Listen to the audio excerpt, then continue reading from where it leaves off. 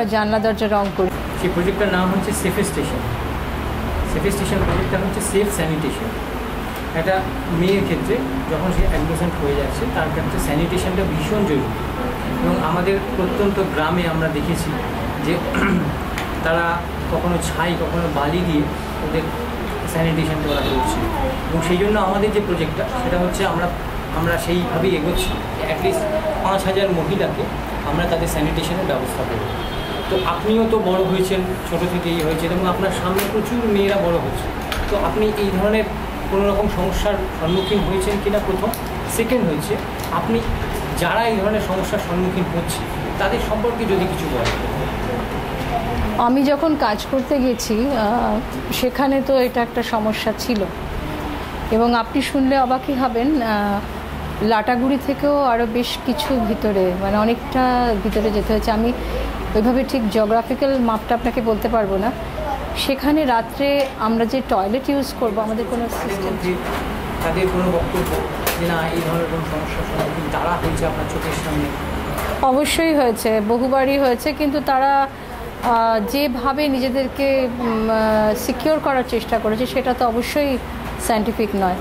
এবং আমরাও তাদের বুঝিয়ে উঠতে পারিনি যে কিভাবে তারা সায়েন্টিফিক্যালি এই জিনিসটা ইউজ করতে পারে, কারণ ওটা এফোর্ট করার কিসের জন্য হচ্ছে? ওদের এডুকেশনের অভাব? অবশ্যই একটা এডুকেশনের অভাব এবং আমাদের দিক থেকে আমাদেরও ঘাটতি। যখন আমরা তাই সেই সোসাইটিতে যাচ্ছি, কমিউনিকেট করছি, আপনি এটা খুব গুরুত্বপূর্ণ প্রশ্ন বলছেন, শিখে করো আয় শব্দটা আমরা বলছি বটে, কিন্তু তার বাইরে তো আমরা নিজেদের বাদ দিয়ে তো নয়, আমার প্রাত্যহিক কাজগুলোকে বাদ দিয়ে তো তার মধ্যে আমি নই। সেই জায়গাটাও শেখানোর কিন্তু দরকার আছে, অ্যাওয়ারনেস যেটাকে বলে, মানে কিভাবে করলে তাদের সেই জায়গাটা ডেভেলপ করতে পারে এবং সেটা তারা এফোর্ড করতে পারে। আপনি ধরুন বললেন, একটা কথা বললেন যে ওদের শিক্ষার অভাব, কিন্তু আমরা দেখেছি প্রত্যন্ত গ্রামে গিয়ে দেখেছি সে কিন্তু ফেয়ার অ্যান্ড লাভলিটা বোঝে। ফেয়ার অ্যান্ড লাভলিটা মাখলে যে ফর্সা হবে সেটা কিন্তু সে বোঝে।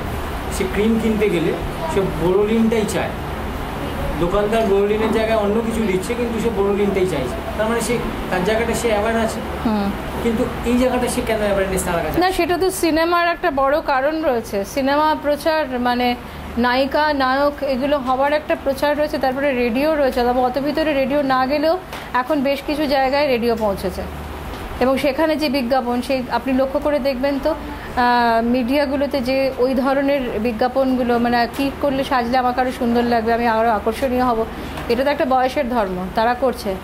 এবং এটা আমি কাজ করতে গিয়েও দেখেছি, তার পুরুষ বন্ধু দাঁড়িয়ে আছে, তাকে ডাকছে, সে বলছে, জিজ্ঞেস করছে, তার প্রথম প্রোডাক্টটা সে তার পুরুষ বন্ধুকেই দিতে চাইছে। বাড়িতে বাবা মাকে দেওয়ার থেকেও বেশ কয়েকজনের কাছে তার বন্ধুকে দেওয়াটা তার কাছে জরুরি মনে হয়েছে। কিন্তু পার্টিকুলার ওই অ্যাওয়ারনেসটা, স্যানিটেশনের ওই অ্যাওয়ারনেসটা মেয়েদের মধ্যে নেই, খুবটাই নেই। কিছু কিছু দেখেছে 10 জনের মধ্যে আপনি 2 জন বা 3 জনকে পাবেন, কিন্তু বাকিরা এই জায়গাটা একদমই অ্যাওয়ার না। আরেকটা আমাদের প্রজেক্ট, অনেক আপনাদের এখানে অনেক ভালো ভালো মেয়েরা দেখছি কাজ করছে, অনেক গরিব ঘরের মেয়ে আছে, শুধু মেয়ে বলবো না, মেয়ে আছে, ছেলে আছে, তারা পয়সার অভাবে খেতে পারছে না ঠিক মতো, তারা স্কুলে যাওয়া বা এই ধরনের কাজ তাদের কাছে স্বপ্ন।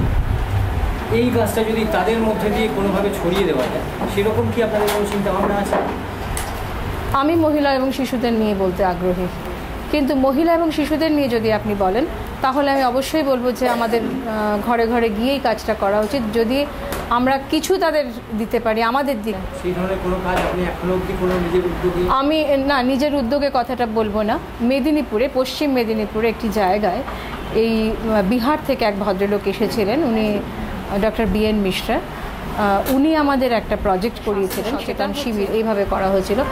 সেখানে শুধু স্বাস্থ্য সচেতন, তার যাতে আর বাচ্চা না হয় বা তার অন্যান্য শারীরিক সমস্যা থাকলে তাকে ওষুধ দেওয়া হচ্ছে, এটা হওয়ার পরে সারাদিন পরে তাহলে একটু নাচ গান বা আর তোমরা কি জানো আর কি করতে পারো, ওদের মধ্যেও অনেকে না একটু খুব এগিয়ে যাবার একটা অ্যাগ্রেসিভ অ্যাটিটিউড থাকে। অ্যাগ্রেসিভ মানে মারধর করা না, আমি আর কি পারি, আমি আর কি দেখবো, ও বাবু আমাকে এটা একটুখানি করে দাও না, ও দিদি গো আমাকে আর কি করতে পারি, আমি তাহলে আমি কারো বাড়িতে এটা দিয়ে আসবো, এই যে আগ্রহটা, এটা কিন্তু আপনাকে বুঝতে হবে। পশ্চিম মেদিনীপুরে ওইখানে একটা গ্রামে নাচ গান যদি কেউ করে তাদেরকে কিছু শেখানো যায় কিনা, পারফিউমটা বানানো শিখিয়েছিলাম তাদের এবং অসম্ভব সাড়া পেয়েছিলাম। এইটুকুই বলতে পারি যে তারা করেছিল, এবং সেটা পুরোটাই ওই সেন্টারে যারা ছিলেন, যারা দায়িত্বে ছিলেন, এই ডক্টর বীর মিশ্রা, উনি উদ্যোগ নিয়েছিলেন, এবং উনি নিশ্চয়ই যে জায়গা যদি থাকে আমি কাজ করতে আগ্রহী। শুধুমাত্র মহিলা শিশুদের জন্যই কাজ করতে আগ্রহী, কারণ এটা একটা অন্য দিক খুলে দেয়। প্রথমত স্বাবলম্বী হতে শেখায়, সম্মান নিয়ে বাঁচতে শেখায়, ভীষণ রকম দরকার আছে সমাজে, কেন পরিবারে। ঠিক আছে, ধন্যবাদ।